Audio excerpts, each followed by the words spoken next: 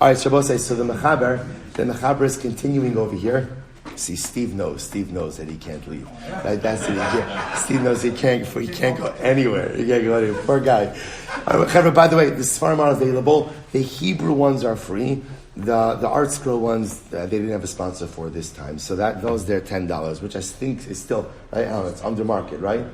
It's under market. Yeah, it is under market. But again, the Hebrew ones are free. So I suggest, and actually it happens to be the Hebrew ones. I would tell you, even if you purchase the Art Scroll, it's still kedai to take the Hebrew one also, because there's a beautiful parish inside of it. It's really, really excellent. A really excellent parish. And it's free. So so let's continue. So we are picking up today. You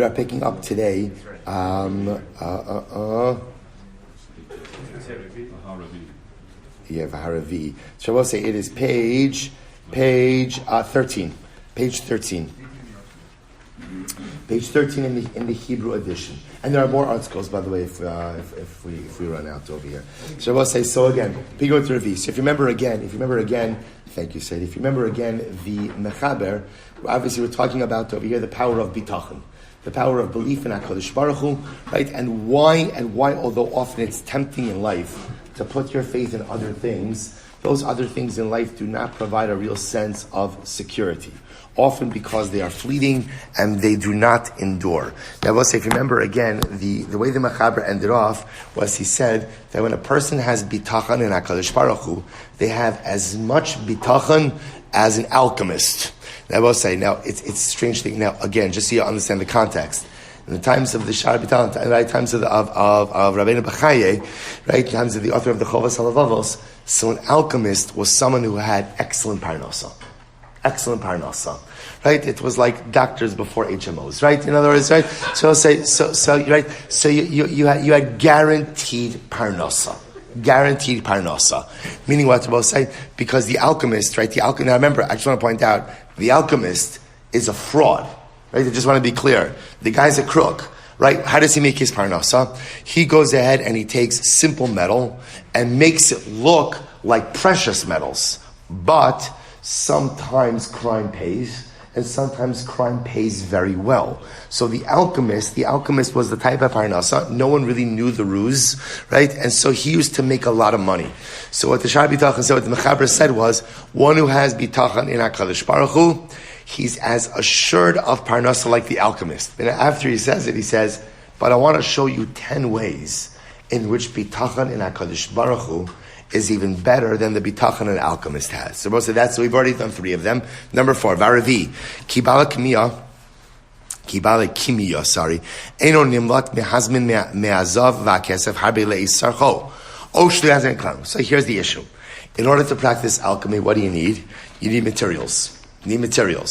So when you're an alchemist, you have to make like a shikol, like there's a decision you have to make.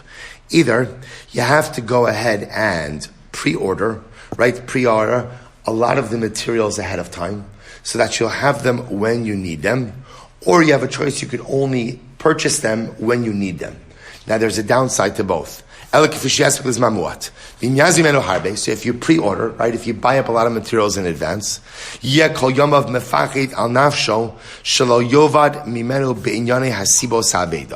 will say, what's the concern? If you buy up a lot of merchandise, right? You pre-order a lot of merchandise. So we'll say, what's the fear? You could lose it, right? There's a fire in the warehouse. There's there's that. So in other words, when you have all of this merchandise, it's kind of sitting on your head. Is it going to last? Am I going to be able to retain it? So all the time that I haven't used up the merchandise, I have to worry about losing it. On the flip side, furthermore, again, what's the other was? See, remember, I was saying, like I said before, the alchemist is a crook. So everything he does, he has to do very quietly, right, underneath the radar.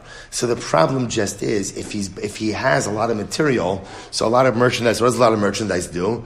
It attracts attention. So he has a double worry. Number one, the large stock of merchandise may attract attention from the king and from other people. And number two, something may happen to the merchandise before I've used it. So because of that, he's always in a state, he has no menuchas hanefesh. He has no inner quietude. He's in a little bit of like a panicked state about what's going to happen to his merchandise. He says, on the other hand, on the flip side, if he only orders material as needed, such like an Amazon generation. If he only purchases, right? If he only purchases materials as needed, then what? What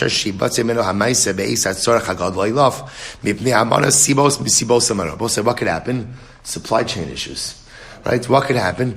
Right? Prime may not be available for the particular item that he is ordering.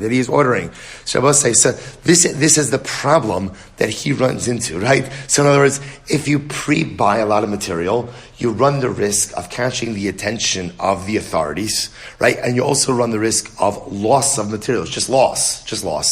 If you only order materials or only purchase as needed, you run the risk that what you may need or what you will need may not be available at the time that you need it.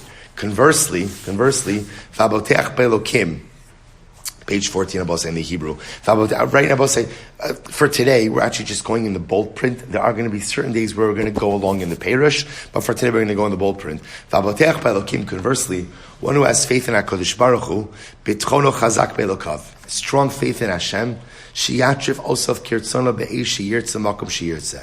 See, Rabbi saying the great part about the Ribono Shalom is he never has supply chain issues. Right? There's never a problem about where to order from. Is there going to be enough when I need it? Never a problem. Kasher Rose, what's the raya to this? Kasher Yatriv Ha'uba Berechem Imo V'Afrach Basoch HaBeitza. The same way that ultimately, again, HaKadosh Baruch Hu was able to nourish the child in utero, or the chick when it's inside of the egg. Asher ein ba makom mafulash likanes elad mimeno davar mechutza. Rabbi say, for the child in utero or for the chick in the eggshell, in the egg, there's no way to get things into that baby, or no way to get things in ultimately to the chick. Yet, Kosh Baruch Hu takes care of it. Va'of ba'avir, or for the bird in the sky. Va'dagim b'mayim, the fish in the sea, or the smallest, weakest ant.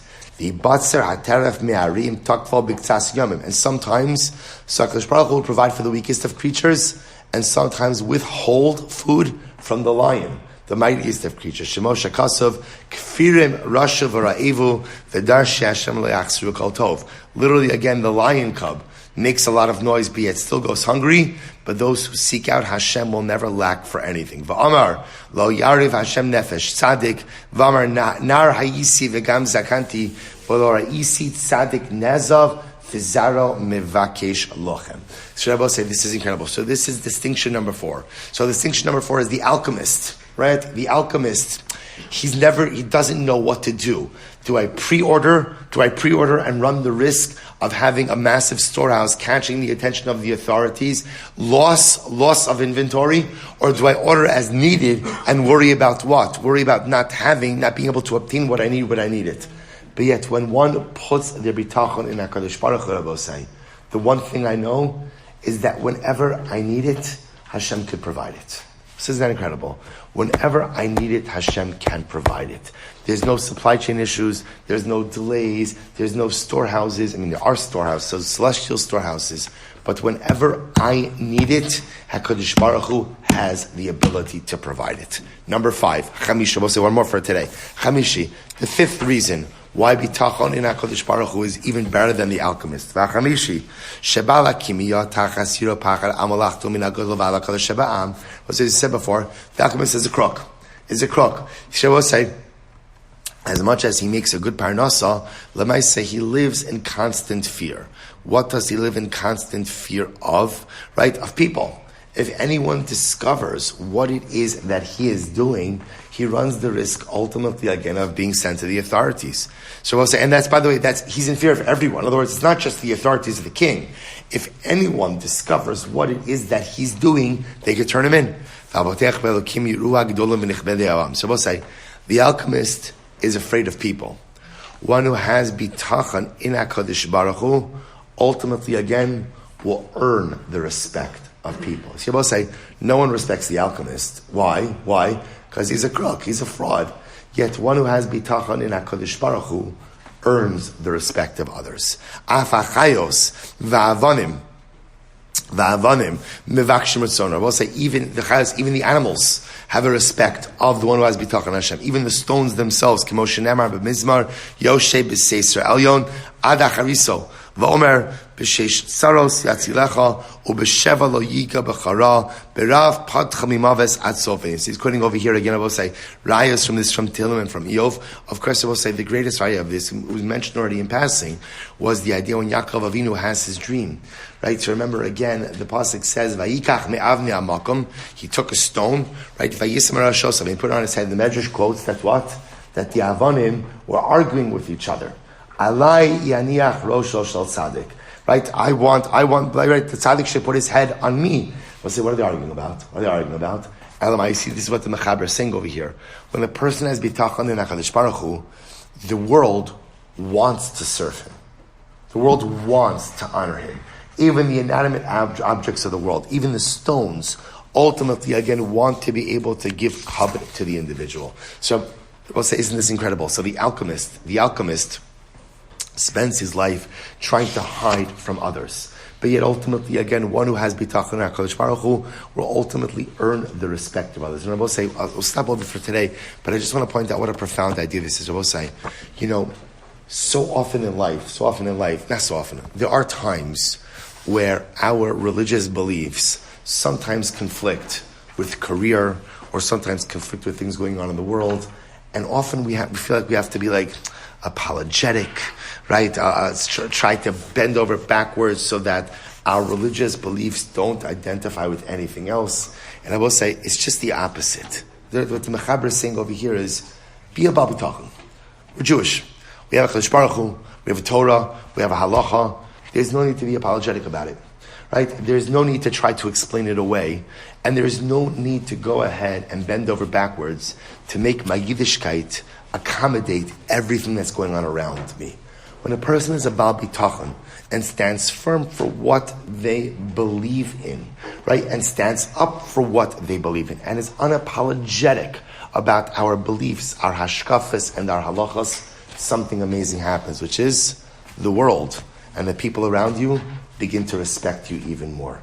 Conversely, be apologetic. Explain away, people don't, see, let's say what people respect is a person of conviction. That's what the Mechaber is saying, a person of conviction. Right? A person who's the Machzes HaShekel, who's Eish, who's fire, who's passionate about something. Become passionate, become committed, become a person of convictions, and ultimately, again, both the human world and the inanimate world will respect you for it. We'll say, Shkoyach.